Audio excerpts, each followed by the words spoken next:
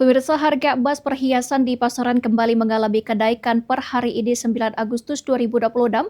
Harga emas perhiasan tercatat berada di angka Rp14.200.000 per suku. Naiknya harga emas perhiasan ini menjadi perhatian masyarakat, khususnya bagi para pembeli dan pelaku usaha emas. Pergerakan harga emas perhiasan di sejumlah toko emas menunjukkan kenaikan dalam beberapa hari terakhir.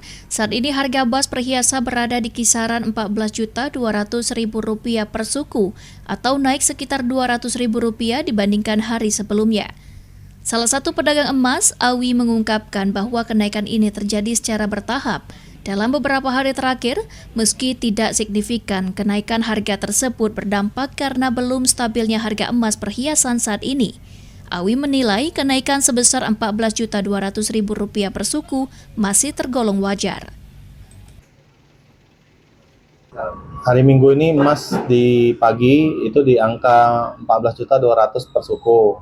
Mulai kapan itu naiknya kalau emas? Dari hari Sabtu. Dari hari Sabtu itu di angka 14 juta naik ke 14.200.000. Dari hari sebelumnya itu 2 hari berturut-turut itu 14 juta. Sempat naik turun sebentar lah ke 13.900 tapi tidak lama kan. Naik lagi ke 14 ke 14.200 hari ini. Namun menurut Awi, untuk pembeli emas perhiasan sendiri masih normal karena tidak mempengaruhi para pembeli khususnya bagi yang berinvestasi.